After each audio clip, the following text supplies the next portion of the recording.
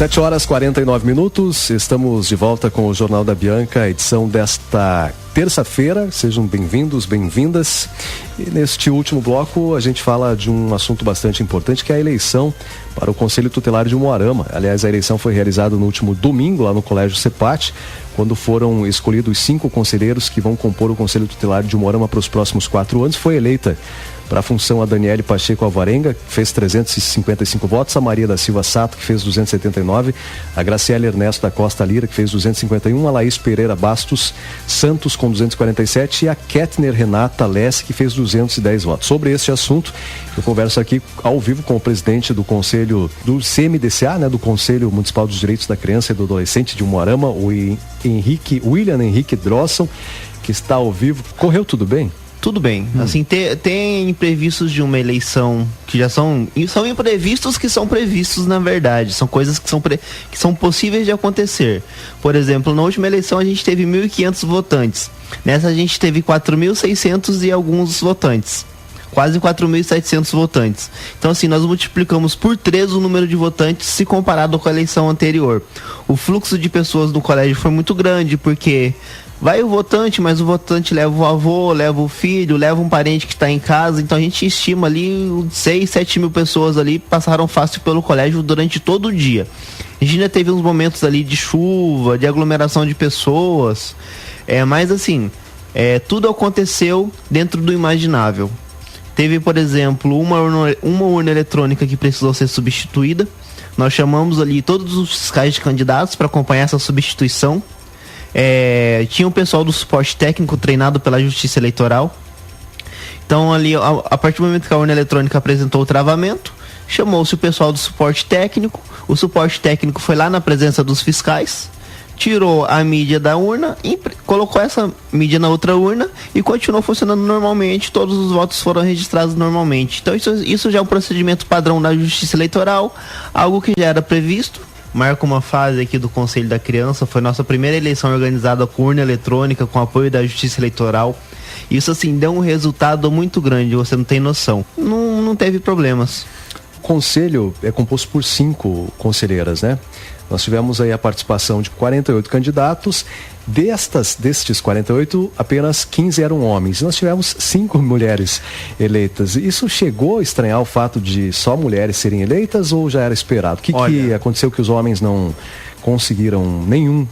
Olha, Rodrigo, as mulheres estão dominando o mundo. Isso não é de hoje. O que acontece? O cargo de conselheiro tutelar, eu acho que ele sempre foi um cargo assim mais visado por mulher, que a mulher ela tem uma ligação maior com a criança.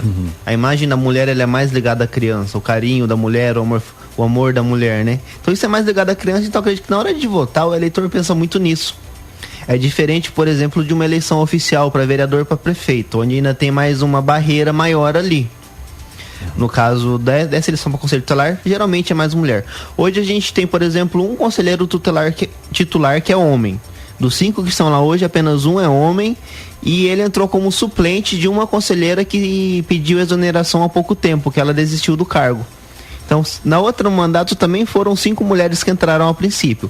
Só que nesse aqui vai ser um pouco mais difícil de entrar mulher, porque o primeiro homem, se eu não me engano, está na posição 13º. Vai ser difícil de entrar homem, aliás. Vai ser difícil. Se alguém pedir para sair. Inclusive, dessas que entraram aqui, dessas 5 primeiras colocadas, apenas a primeira colocada foi reeleita. As outras 4 que estão entrando agora são todas conselheiras novas, que vão assumir ali no dia 10 de janeiro do ano próximo agora. Quem deve presidir o conselho? É quem foi eleita, quem fez mais votos? Como é que funciona? A presidência lá dentro é rotativa, elas costumam trocar a cada 6 meses. Então elas vão se organizar e ver quem que vai assumir. Elas se organizam e se definem ali entre si. O presidente não tem vantagem salarial, é apenas uma pessoa que recebe, despacha e organiza a pauta.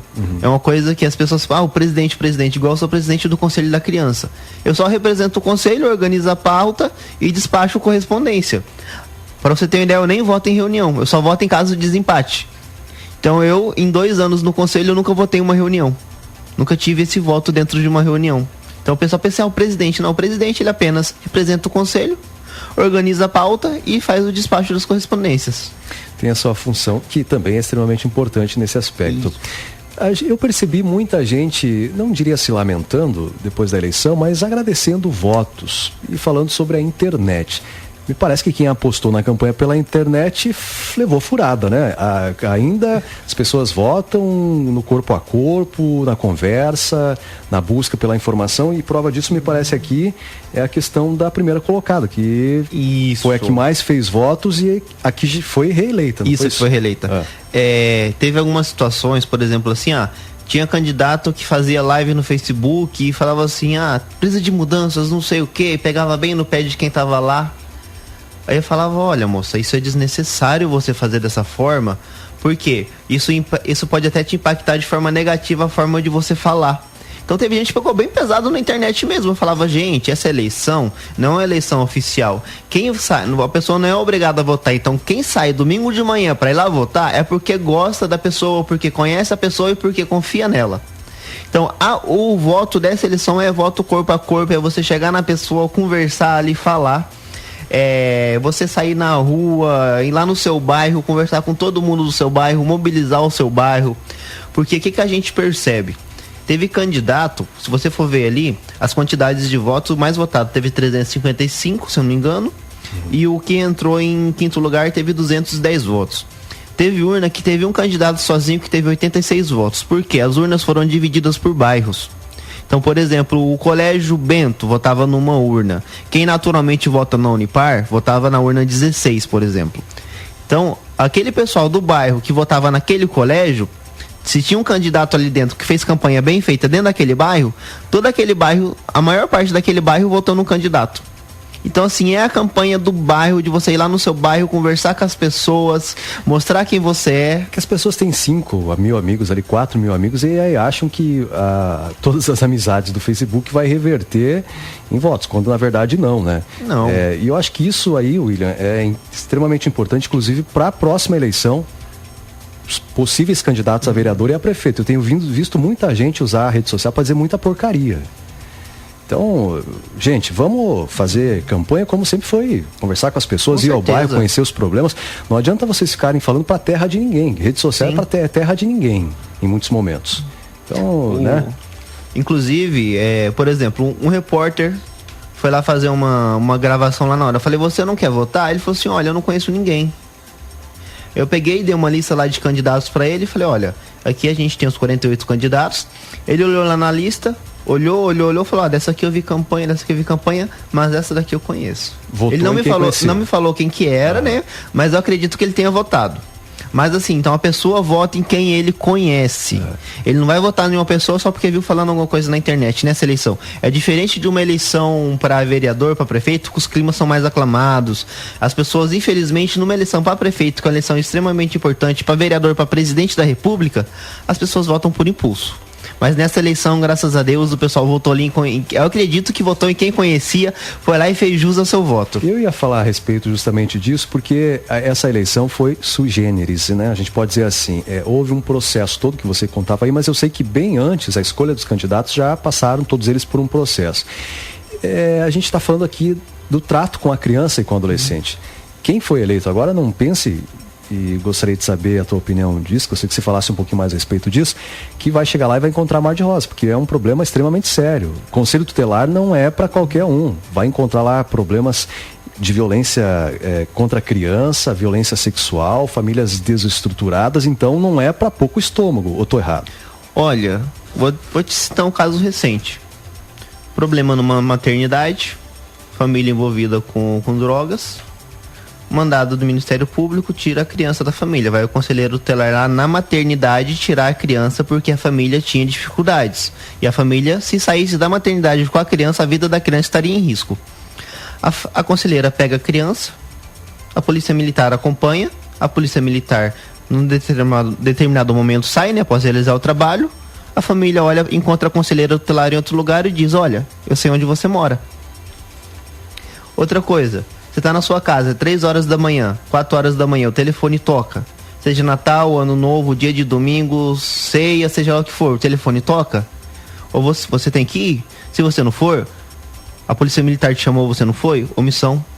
Você está se omitindo no seu trabalho. Você vai responder por isso administrativamente e, dependendo do que for, pode responder até penalmente.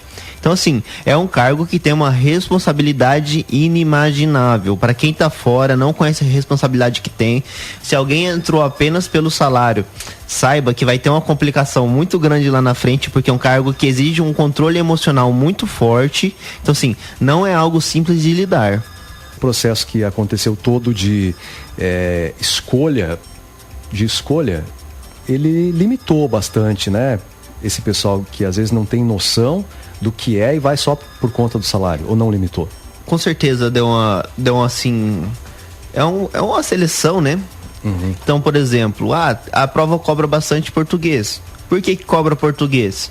O conselheiro, ele vai mandar ofício para... Ele requisita o serviço. Então, ele vai mandar ofício para o judiciário, para o Ministério Público.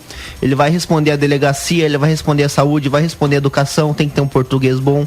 Cobrou informática, porque tudo hoje se faz no computador. E cobrou muito direitos da criança. A maior parte da prova é sobre direitos da criança. Então, assim, o conselheiro que entrou, ele já entrou com uma noção ali sobre direitos da criança, mas mesmo assim, para se capacitar, nós vamos ofertar um curso para eles. Então, para ser conselheiro agora, depois da eleição, mais ou menos ali no mês de novembro, vai ser ofertado um curso a todos os conselheiros, e o conselheiro que não fizer aquele curso não vai poder ser conselheiro, não vai conseguir atuar. Então, eu não fui no curso, faltei no curso, não pude comparecer. Tudo bem, você não vai atuar enquanto não tiver outro curso. Da outra vez a gente só teve um curso, eu não sou obrigado a fornecer um segundo curso. Então pode ser que quem faltar no curso ali não consiga atuar. Posse, dia 10. 10 de janeiro. Obrigado pela participação aqui. Eu que agradeço e só para reforçar aqui uma coisa, essa eleição ela marca a minha saída da presidência. Quem assume agora? Já tem alguém ou não? A presidência agora, a gente já teve a eleição dos novos membros do CMDCA, que são eleições diferentes. Já teve a Assembleia de Eleição do CMDCA. E ali foi eleito pessoas. Agora eu sou servidor público, a próxima presidência é a sociedade civil. Então vai ser algum representante de uma entidade do município que vai assumir.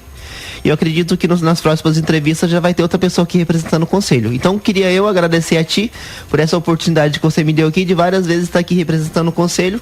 E muito obrigado também à população de Umuarama que participou de todo o processo democrático. Imagina, parabéns, obrigado pelo trabalho. Obrigado pela participação e pela disponibilidade sempre. Eu espero que quem assuma a função, que é extremamente importante, possa ser tão acessível quanto você foi nas dezenas de vezes que a gente pediu informações e que você muito prontamente nos atendeu. Parabéns, obrigado, um abraço. Muito obrigado, Rodrigo. Conversei então com o presidente do Conselho Municipal dos Direitos da Criança e do Adolescente de Umuarama, o CMDCA, que deixa o cargo, conforme ele falava aqui, depois desse processo de eleição do Conselho Tutelar, o William Henrique Drosson. Entrevista depois com o William, as reportagens lá no biancafm.com.br, também no Facebook, jornalista Rodrigo Melo.